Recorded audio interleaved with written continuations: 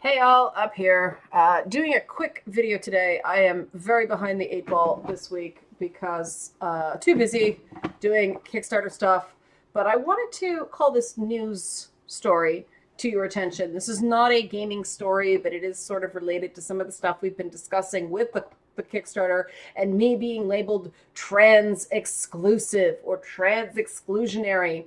This is a story about real trans exclusion, not a nothing burger issue that somebody decided to freak out about without checking me what I thought.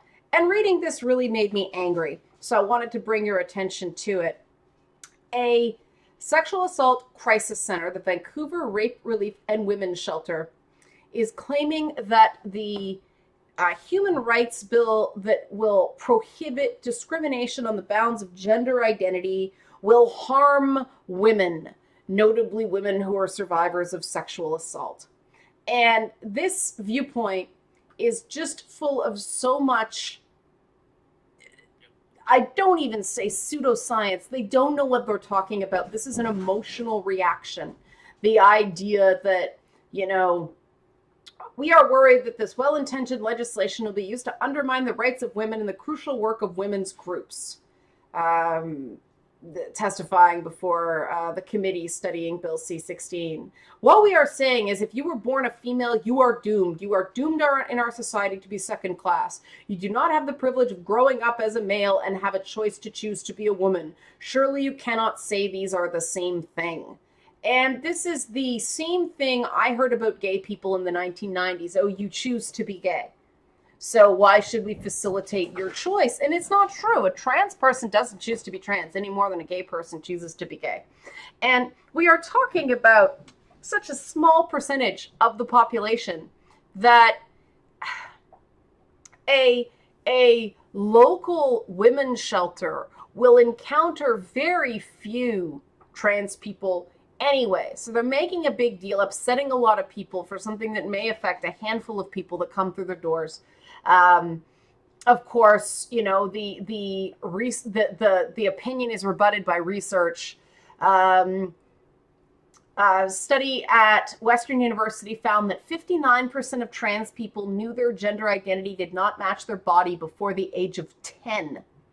And 80% knew that their gender identity did not match their body by the age of 14. This hardly indicates a choice. And this idea that trans women aren't really women and all this stuff. It is not the same experience as a cisgendered woman, but no two experiences of two cisgendered women are alike. No two experiences of two trans women are alike. And this really, to me, misses the point that there's an increased risk of sexual assault for transgendered women, for trans people in general, but trans women are at a uniquely high risk of sexual assault. They need support services now, and they are no threat to, the reasons they give for keeping trans women out are just weak to me. They are like this idea, where is it? Female-born women and people who were born male and self-identify as women have different life experiences. I don't know what it means to feel like a woman. I know what it is to be a girl and be a woman, and the experience and the feelings I have because I am a woman.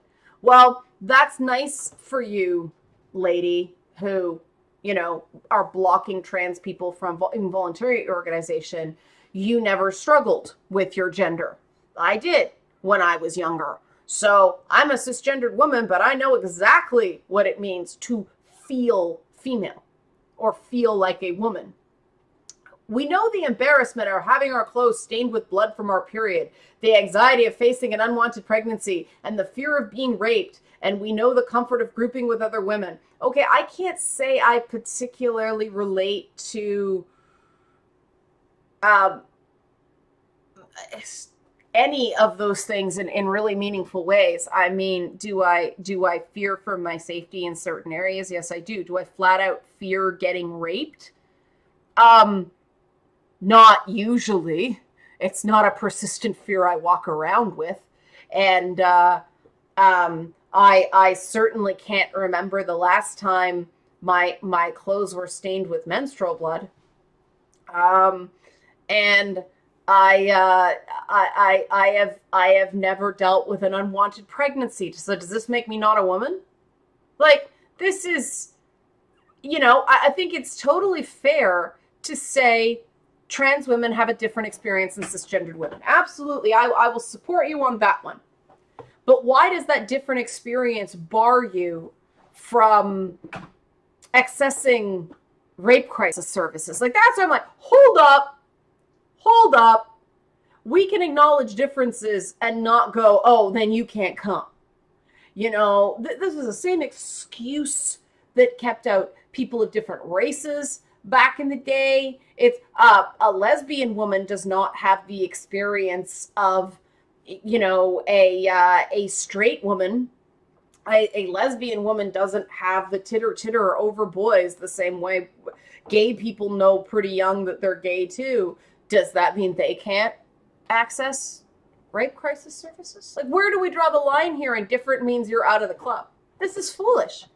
This is foolish. This is harmful. And stuff like this is why I get really angry when people accuse me of this stuff, because I'm the first person to get out there and say this is wrong.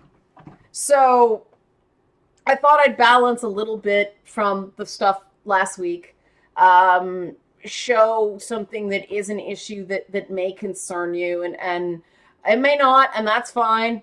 We have to talk about this stuff.